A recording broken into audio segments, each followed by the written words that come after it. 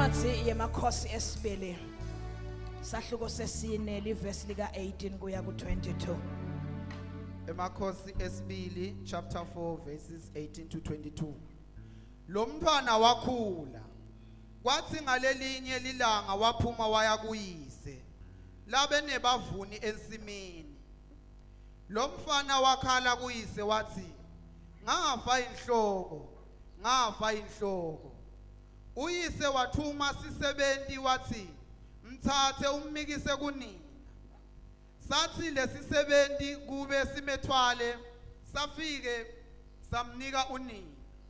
Lo mfana wagona kunina kwaze kwaba kusemini. Wabe sewuyafa.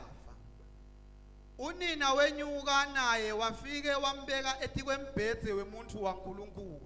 Wavala umnyango waphumela ngephandle. Wabita indvodza yakhe wathi kuyo ngicela lesinye setisebenzi kanye nembongolo khona ngitewuya kulo muntu waNkulunkulu ngekusheshsha ngiphindze ngibuye. Please pray for the word of God. Please pray. Babe siyabonga live lakho liyaphila Nkosi linemandla. Egameni lika Ngalo babe siyaphila ngalo babe siyasinziswa. Moya longcwele kaNkulunkulu sitha babe na inceku yakho Nkosi setawuthulula babe. Ithulule Nkosi etikwethi inhlitiyo letilungile etikwethi inhlitiyo letilungele lelive lakho babe ngegama lika Jesu Kristu waseNazaretha. Bless each and everyone my Father my God. Kuphuma kwakhe Nkosi kungafana nekungena kwakhe wendele buhle bekugcinyiswa kweligama lika Jesu Kristu waseNazaretha. Amen. UnguJehova ophilayo kunaphakade.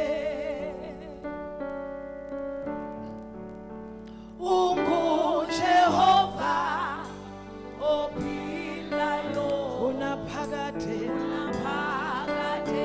Ake ngikhulume kafishane namhla ekuseni.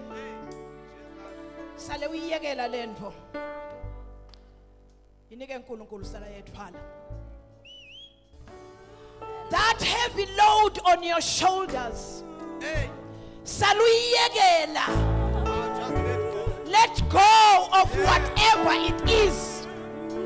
Losokuhlele engqondweni yakho. Liqiniso lithi sowukuthwele emalanganyana. Akukehli ekubeni ukuthwele seyinyanga yesibili leseyesithathu. Solo uworried nganvo yinye. Ngivumele ngikuncenge ekuseni. Let go Olga and let God handle it. It is better handled by your father. Angeke wena uyisayikhona saluyiyekela. Oh hallelujah. Hallelujah. Lo mfati lesifunza ngayo. Ngiyabonga kungihamishela. Ungeni njalo. The Shunammite woman. The Bible lithi she was rich. The Shunammite woman, very rich. Uyambona nawe. And respected. Uyahlonishwa enzaweni yaseShunem. Kodwa kanayo umntwana.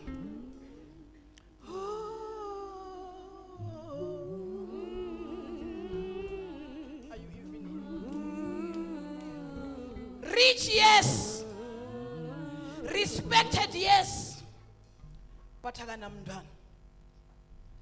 Lingekhathi lakhe.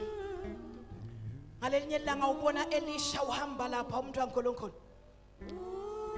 We am invited to come and have lunch at my place. LiBhayibheli lithi kwase kuyinjwayelo yekuthi lo mfati weShunem edla kalomfati. Lendvodza lo mfati waseShunem ondle Elisha umuntu waNkulunkulu. Emalanga nemalanga Elisha would come to this place atokudla. Until one day this rich woman says to her husband, ngicela babe mane sakhele ikamero ngetulu kwale lethu khona lo muntu waNkulunkulu atabohlala khona nakafikela. Indvodza ngeke understand that the spiritual side of this story ivume. Libe liyakhiwa likamero lifenishwe kube kwesitulo kubekwe litafula kubeke umbhedze kubeke nekwekukhanyisa. We are providing for the men of God. Ngalelinye ilanga iBhayibheli lithi Elisha sefika kuleli khaya wafike walala lapha embhedzeni wacambalala wase uyabuta kuGehazi ukuthi lo make kodwa angendelwana ake ngimemetele ungakaqali kwenta tindlu watendela uNkulunkulu le mithwalo loyithwele usetayethwala ungakaqali kuyiyekela wayinika uNkulunkulu isetha kudle emahlombe lamhla ke ngimemetele let go and let God handle whatever you are going through. Nikhona inibazalwane iBhayibheli lithi wathi Elisha ngendelwane wase usike eGehazi ngathi kunamntwana la ekhaya wamemetela Elisha wathi eminyakeni lodako cishe ngalesikhathi nemphala eminyakeni lolandzelako ngaleso sikhathi intombatana yakhulelwa yabeleka umntwana. iBhayibheli ke lasifunza khona ku18 babezwane lithi wasuyagula lo mntwana ngoba kunenzaba bazalwane ukuthi sowusebenze kangakanani wahlabela kangakanani wendela uNkulunkulu. Some things are still going to die in your possession but refuse to die ke wena phila. It is only those things that are dying in your possession. Uyaphila uNkulunkulu.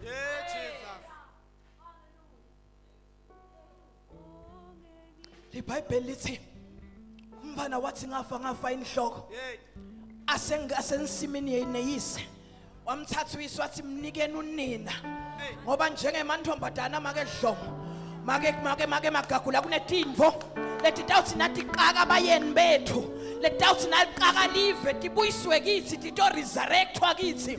iBhayibheli lithi wathi mthatheni niyomnika unina wamgona sikhashanyana amthuthuzelisa but the same child ended up dying. Ake ngimemetele makholwa yezama ku-understanda ukuthi sinini isikhathi sekutibamba tinto utinkonkoshele sinini isikhathi sekutiyekela utinike uNkulunkulu.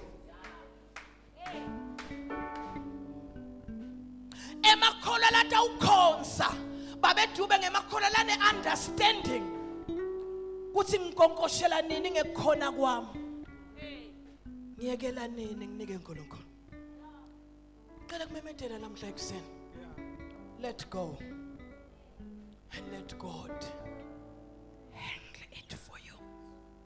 iBhayibheli lithi wamthuthuzelisa lo mntwana but kwabonakala ukuthi utawufa wanele kufa wakhuphuka umfato umbeka kuleli kamelo conveniently lebeke lakhiwe nguye wamshiya embhedzeni umntwana wavala umnyango.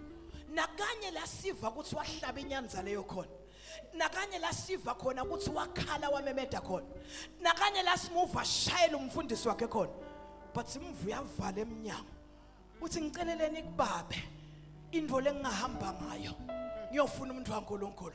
Here is a kind of woman lesifisa kuba nayo kuleli bandla. Here is a kind of likholwa lesifisa kuba nayo leli bandla lotha uunderstand ukuthi tindvo ngidathi nkonkoshela kuze kube nini ngitiyekele nini lo mfati wabona ukuthi njengolo safile umntwana I let go and I let God handle that. Njalo ungu ophila phakade yaba phakade iBhayibheli lithi wambeka kulendlu waphuma uyofuna umuntu waNkulunkulu. Lento loyithwele seyikudevelop isetindvo longade swele njalo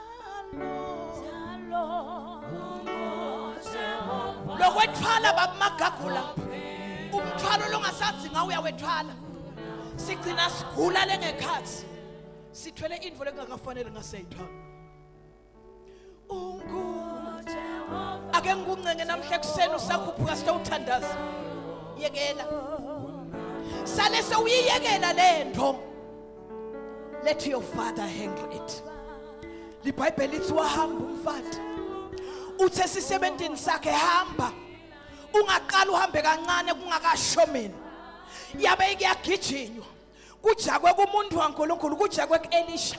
Along the way kuhlanganwa naGehazi akatshelwa lutho Gehazi because he is not our God. Ungathi uyamyekela Umfati waseShunem umbuyise emva kwakhe. Kuthi you have no business in this. Remove your nose from this one. Ngiyakunkulunkulu. I let go and I let God handle whatever I am going through. Ukwakhuluma emagama ku Exodus 14:14 wathi anothula nina mina ngizanilwela. Wawaphinza lamagama ku Deuteronomy 1:3 wathi njengoba nganginana endulo nganginahamba naMosi ngitanilwela nalamuhla ake ngimemetele ama word of faith lamahle yekela sale sewuyiyekela. Jehovah, oh, Khona phakade. Let go. Sebakwethukile, it's okay. Let go. Let your father handle the insults for you. Sebakwethelele, yes. Let go. And let your father handle the ridicule. Sebakubambelele, it is true. Oh, Jehovah, Jehovah, the Bible is this woman wa understand kuthi tinto tibamba nini philile njengentombatana tiyekela nini utinike uNkulunkulu. By the time usetibambile diyakustressa all your shoulders. Uhlala ngathi uthwele umthwalo lemadima. Uthwele unnecessary load. Let go. Akunenzaba bokuthanda kangakanani. Awukulahle. Uyekelela kuNkulunkulu.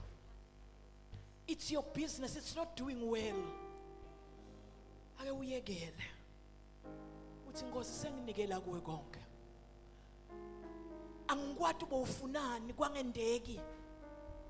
Sudlaba. Let go. Let God. Uke wakhuluma emagama uNkulunkulu wathi na ujika singwa sakho ngenhla. You shall surely ngendas find it. Awuthi ungasijika la bese ufuna kuphumelela nyalo la. Let go. Your father is in control. It was your position mina ngivuma kahle. You were next in the line. Ngivuma kahle. Nemhlaba wonke nalelo sebenta nabo bese bathi kusibulandzela wena. But ngemaboma uNkulunkulu waba sidelined. Let go. And let God handle it. Who knows? By letting God handle this one, dawubuya wena zwana into baphatha kwabona laba kwengcelele. Let go. Lingekhathi lakho libelisho ukuthi kodwa yena unguJehova. Uphila phakathi kude lokumehlula. I trust you, oh God, even with this. Thina sibekholwa bazalwana sibobekulwa still wena uthi tanothula nini? Wasiniketa pride uNkulunkulu lemangalisabo. Yakuthula while he fights our battles behind us. Uthi ngathi thina sithi let go. Sebakukhulumile mina ngiyathi